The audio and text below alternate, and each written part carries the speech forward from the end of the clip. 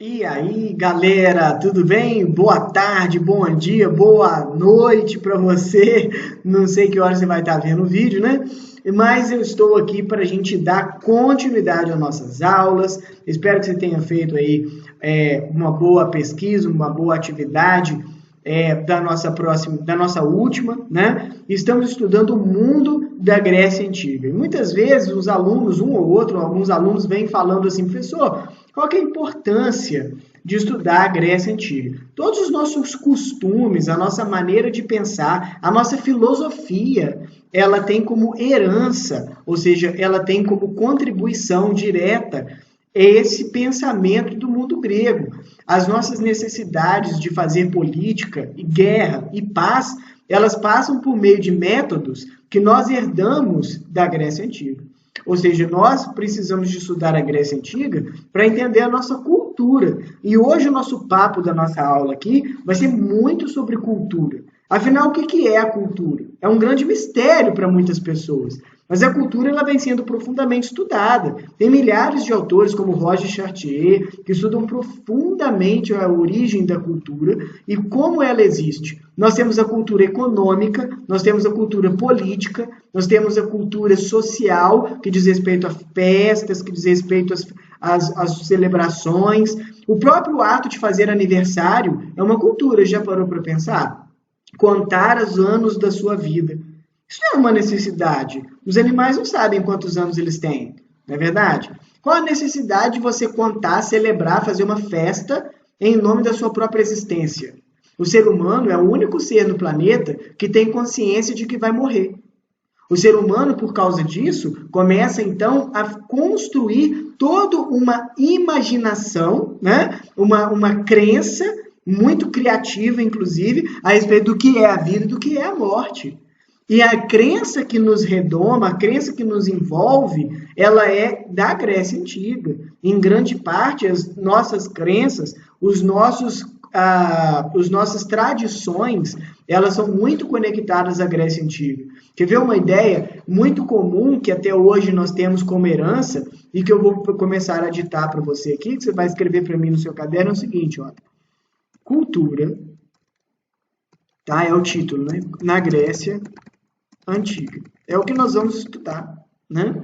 Olha só, uma das mais importantes heranças que temos da Grécia Antiga é o esporte como uma atividade social e a valorização do corpo e do exercício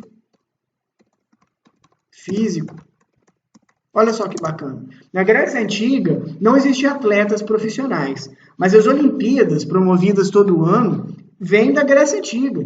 Qual que é a importância de saber a Grécia Antiga? Toda! Porque você só vai saber conhecer o mundo em que você se insere, né? Se você entender de onde vêm as nossas ideias. Os seres humanos morrem, os seres humanos passam, mas as ideias são eternas. As únicas coisas que de fato conseguimos entender que tem uma grande vida, uma longa vida, ou quem sabe até uma eterna vida, são as ideias. As ideias conseguem se eternizar. Então, quando a gente vai falar de uma herança da Grécia Antiga, a gente está falando de 5.000 anos antes de Cristo, tá? Que até hoje está vivo entre nós, que é a valorização do esporte. A Grécia Antiga tinha uma grande valorização do esporte, como, por exemplo, a tocha olímpica, que nós até hoje passamos, né? Com a ideia de que vamos começar os jogos acendendo uma tocha, isso é uma herança da Grécia Antiga. O lançamento de pratos, o lançamento de peso, o levantamento de peso, a aposta de corridas, a ideia de natação, né? Alguma série de... outra coisa, a briga, tá? A luta como esporte. Isso é uma herança da Grécia Antiga. Como não existia naquela época atletas profissionais, um dos mais importantes ganhadores das Olimpíadas na época da Grécia Antiga era um padeiro, para você ver. Não era esporte de profissional. Todo mundo tinha que fazer esporte. A Grécia Antiga tinha uma educação interessante que você vai anotar aí para mim. Olha só, a educação na Grécia antiga se baseava no conceito de paideia. O que era a paideia? A paideia era o seguinte conceito, a ideia de que você precisa de construir uma educação que seja interdisciplinar. Então você vai aprender sobre a água, você vai aprender sobre o ar, sobre o fogo, sobre o esporte, sobre a matemática, sobre a arte, sobre a cultura, sobre a música, tudo junto. Uma mesma aula, ela era interdisciplinar. Por exemplo, hoje estou te dando uma aula de história. Na Grécia Antiga, o professor ele tocava música, falando da história, falava de fórmulas matemáticas, falando sobre a importância do esporte logo depois. Então era uma educação completa, a ideia de que o ser humano precisava de ter uma educação totalmente completa para que ele pudesse explorar as suas potencialidades. Olha que bonito, né? A ideia de que a paideia tinha essa ideia, ou seja, o ser humano ele precisa de primeiro se formar em todas as áreas para ele poder explorar todos os seus talentos. E olha como é interessante que hoje, nós até hoje, né, nos valemos dessa ideia. Nas escolas, nós continuamos te ensinando todas as matérias possíveis. Por que você tem que estudar biologia, matemática, história, tudo isso? Por que você tem que estudar todas as matérias? Isso é uma herança grega de educação e de cultura, de que quando você aprende todas as áreas possíveis, você consegue explorar todos os seus talentos possíveis. Você consegue explorar todas as suas esferas da sua vida possíveis, né? E aí você consegue ser uma pessoa mais plena, uma pessoa mais forte, mais inteligente e que consegue ter de fazer uma diferença maior na sociedade. Então a cultura da Grécia Antiga era muito importante. Vamos ler esse texto aqui que está no seu livro. Encontre ele aí para mim, que eu vou ler aqui com você, ó. Educação na polis, esse aqui que eu tenho que ler com vocês. Ó, esse aqui, tá? A partir daqui. Educação na polis. Polis, né, como eu disse, é o nome da cidade. Então, olha, Licurgo. Licurgo era aquele chefe lá de Esparta, da cidade de Esparta, lembra? Então, ó, Licurgo previa regras bem definidas quanto à educação das crianças, principalmente as do sexo masculino. As crianças pertenciam mais ao Estado do que à família. Ou seja, né, as crianças elas eram do Estado de Esparta. Ao nascerem, eram examinadas pelos anciãos da cidade, os quais decidiam o destino delas. Então, desde o início, a criança já era destinada a fazer alguma coisa. Se elas sendo sadias, entregavam-nas à mãe para serem criadas até os 7 anos. Ou seja, na Esparta, na cidade de Esparta, as crianças só ficavam com a mãe delas até 7 anos de idade. Depois eles já não tinham que ficar mais com a família, não. No Brasil, por exemplo, tem gente que vive com a mãe até os 30, 40, 50 anos, né? Em Esparta fez 7 anos, você já não tinha mais que viver com sua mãe, não. A partir dessa idade, os meninos deixavam a casa dos pais e passavam a pertencer ao Estado, olha só. Né? E aí, olha, o qual se ocuparia da sua educação. O pai de família em Esparta tinha o poder de rejeitar um filho por qualquer motivo que lhe parecesse correto. Essas regras criaram uma sociedade na qual o Estado e a ordem estavam acima do indivíduo. Isso aqui é muito interessante. Em Esparta, se um pai não quisesse ficar com a criança, ele poderia jogar a criança no mar e pronto, era do direito dele. Se o pai quisesse dar a criança para o Estado, ele poderia colocar a criança sob posse do Estado e o Estado faria o que quisesse com essa criança, seja escravo, seja soldado. Tinham jogos em Esparta que se chamava cripteia. Esses jogos eram muito interessantes, eu gostaria até que você pudesse pesquisar sobre eles. A cripteia eram jogos que testavam a tenacidade, coragem e bravura das crianças, colocando elas em florestas para caçarem animais até a morte. E muitas vezes colocavam crianças para lutar contra crianças, para testar o poder de força, bravura e violência das próprias crianças. Os espartanos, eles valorizavam muito a luta, a tenacidade e a violência, como sinônimos de vitória e sucesso. É bom lembrar que as pessoas não pertenciam a si mesmas, elas pertenciam sempre ao Estado. O Estado era muito importante em Esparta. Então, olha só, Esparta era uma sociedade militarizada, leia aqui comigo. Buscava o desenvolvimento da capacidade física a todo custo, com treinamentos rigorosos aplicados a meninos e meninas. Também era esperado que as mulheres tivessem bom desenvolvimento físico, um sinal de que teriam filhos fortes e saudáveis. A arte espartana muitas vezes retratou guerreiros ou pessoas com corpos ideais. E aqui eu gostaria de falar para você sobre a valorização dos corpos. Olha, a gente está falando que uma das heranças mais importantes da Grécia Antiga é a valorização do corpo. Quantas academias nós temos hoje? De onde você acha que a gente trouxe a ideia de que uma pessoa musculosa é uma pessoa bonita? Você já parou para pensar nisso? Isso é uma herança da Grécia Antiga. Ou você nunca parou para pensar que aquelas estátuas nuas parecem muito com os fisiculturistas de hoje? Os fisiculturistas de hoje, aqueles levantadores de peso, vai à academia, bombadão, toma whey protein, oh yeah. Aqueles caras super, né, malhados, passa até óleo no corpo para ficar brilhante. Isso é uma valorização que vem da Grécia Antiga. Você já parou para pensar nisso? Olha aqui essa estátua dessa mulher. Ela mostrando as pernas, olha, ela está de vestido. Ela está mostrando as pernas, ela é musculosa, ela é magra. Isso é o ideal de beleza que a gente tem hoje. O nosso ideal de beleza é um ideal de beleza grego. A gente romantizou a beleza, a gente idealizou a beleza de acordo com o que os gregos faziam. Porque teve vários outros povos, por exemplo, os povos indígenas, eles não valorizavam o músculo, o definido, o tanquinho. Não. Os povos indígenas valorizavam outras questões do corpo. Os povos sino-orientais, sobretudo os japoneses, valorizavam a nuca, tá? Como um lugar mais atraente do corpo feminino, porque não se via, estava sempre tampado pelo cabelo. Então temos vários ideais de beleza. Os ideais que nós estamos hoje adotando são os ideais gregos. Vamos ler esse texto aqui comigo. Ó. Leia o texto a seguir sobre a educação dos meninos em Esparta.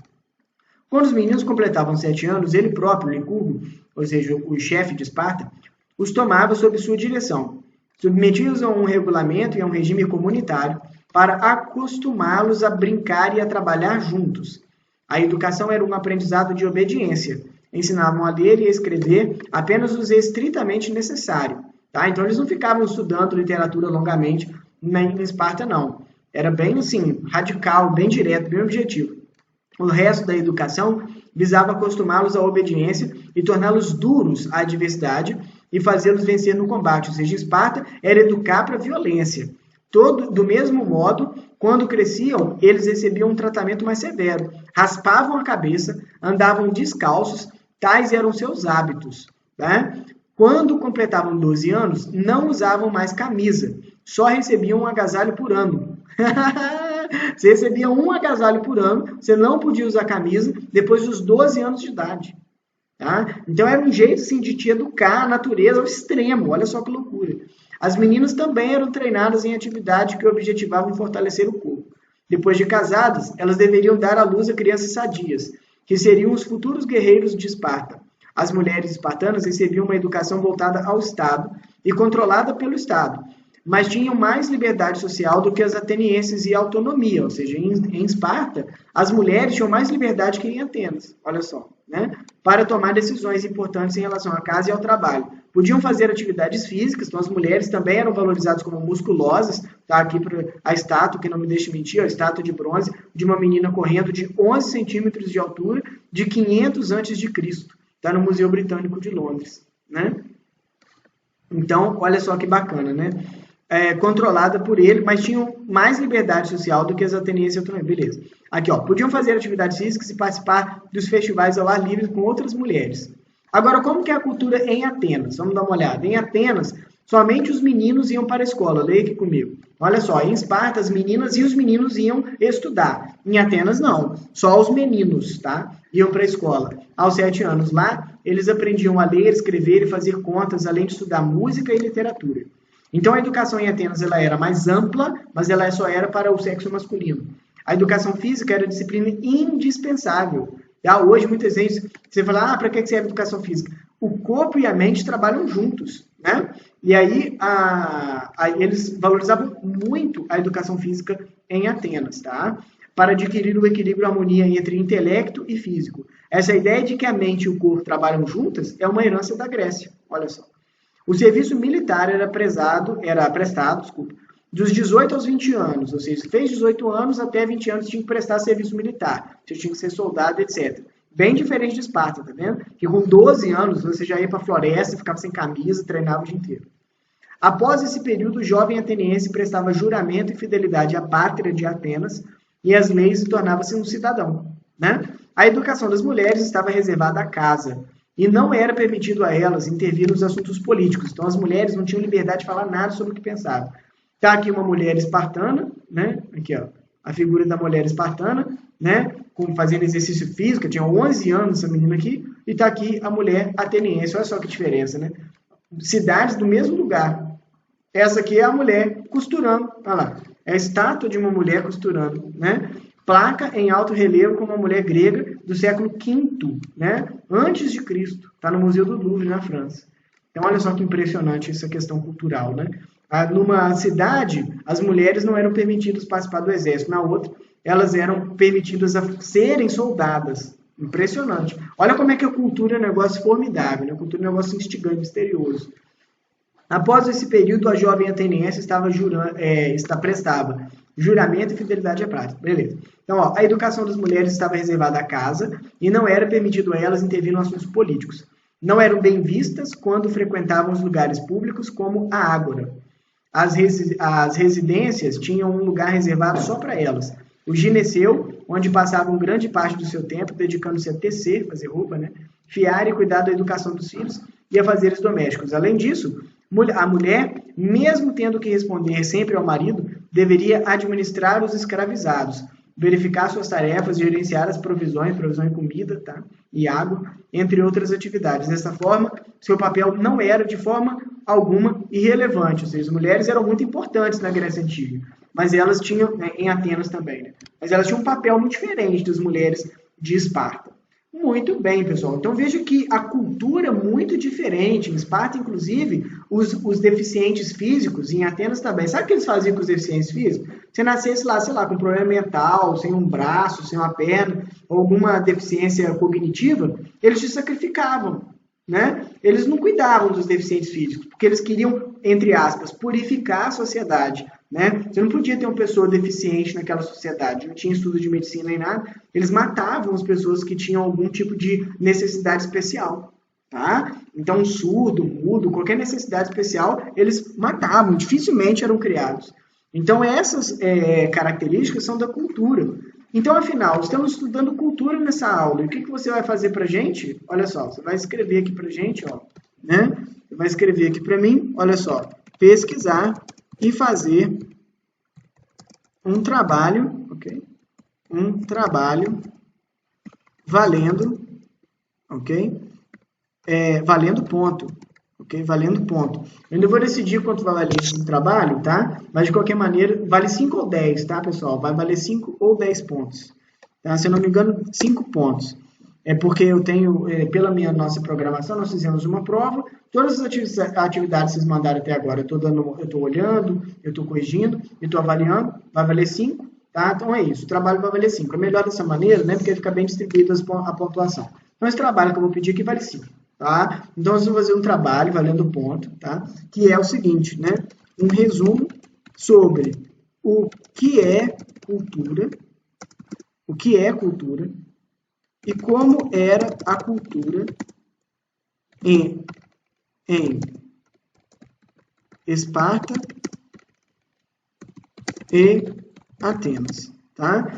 Então é isso, é um trabalho, eu quero que vocês tirem foto desse trabalho, me envia lá no Google Sala de Aula, tá? Sobre o que é cultura e como era a cultura em Esparta e Atenas. Vai valer 5 pontos, tá? Vale 5 pontos o trabalho. Porque assim a gente consegue distribuir bem as pontuações do nosso bimestre, tá bom? Ó, muito obrigado. O tio tá morrendo de saudade de vocês. Não aguento mais. Tô louco para vê-los, tá bom? Até a próxima e muito obrigado.